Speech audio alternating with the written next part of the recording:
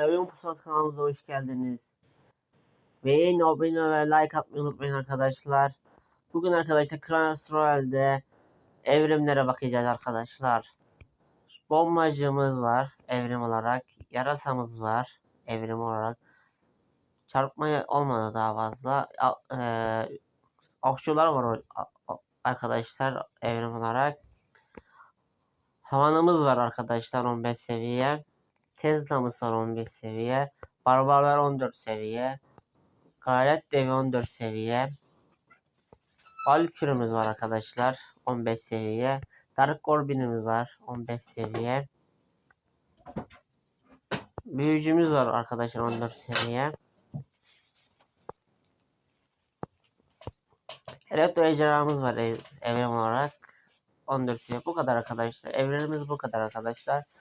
İlerleyen zamanlarda evreleri çoğaltmaya bakacağız arkadaşlar.